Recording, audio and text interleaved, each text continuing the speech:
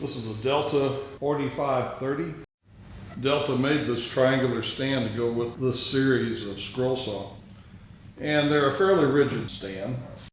It came down to just sitting on the ground, and you could build a shelf down here. And this whole thing was so light, these saws tend to vibrate and dance around quite a bit. So I ended up having to put a 1/2-inch steel plate on here to add enough weight for this to be stable. And I had these rubber feet, which are a vibration mount. And when this was sitting on the concrete, it was fairly stable. But then the problem was, this is pretty heavy, and it was always in my way. I made this triangular base for it so I could move it around, and I put a triangular drawer in here to be able to store some of the attachments I made for dust collection.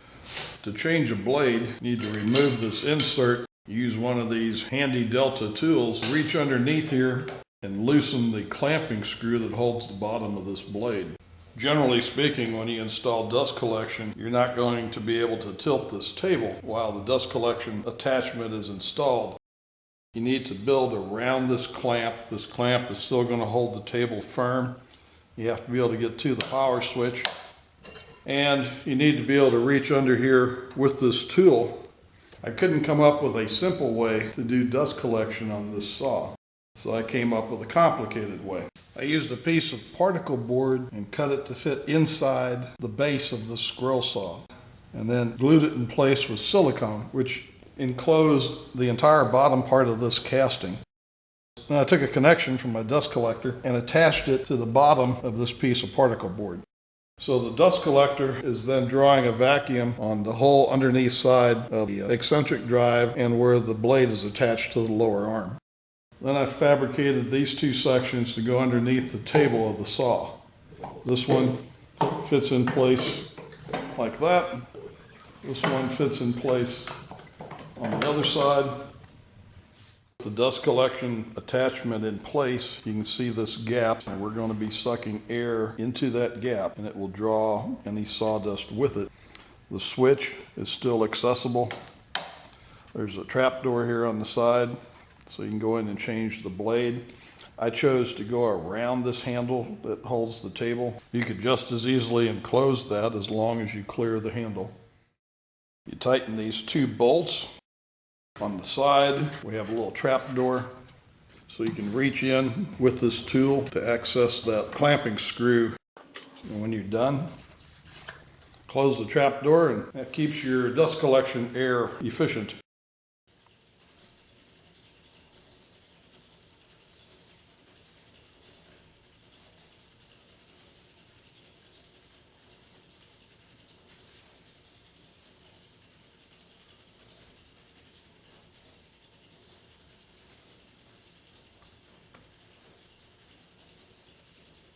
I started cutting three-dimensional Christmas ornaments one year, and I was choking on the sawdust, and so I stopped and made this dust collection attachment. This was very effective, a bit difficult to make, but it was a solution to a problem.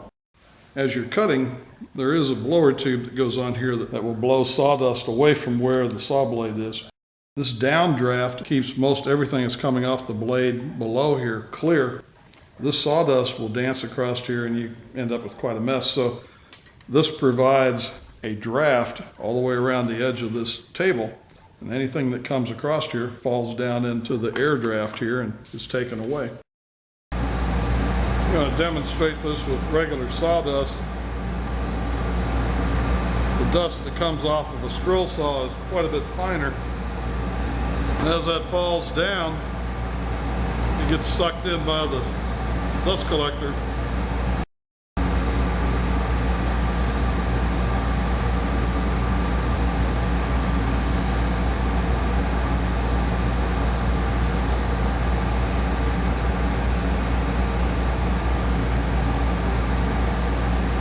There's one other little problem with the Delta scroll saw. Some of the saws came with this. I had to add this to this particular saw. It's a quick change saw blade clamp for the upper arm. Push down on the arm, the saw blade in there, clamp this. You can adjust how much clamping force with this set screw. But the problem, if this blade breaks, this gets pretty violent and this will fly off of here. And then there's this little spring, a coiled spring, and then there's a little ball bearing inside here. And they will go flying across the room. So I got tired of chasing those. Now, I put the blade in there, I clamp it, I take a piece of electrical tape, and I wrap it around that little spring and where that coiled spring and ball bearing are. So now, if the blade breaks, and even if this comes loose, that's retained, and it won't go flying across the room. Originally, these saws had a little plastic tube that ran out through here and came down to a little shoe, and that was your air blower to blow sawdust away from the saw blade. I took that out. I took the end of this piece of pipe, tapped it so I could screw this fitting in here, and then that will be my dust blower.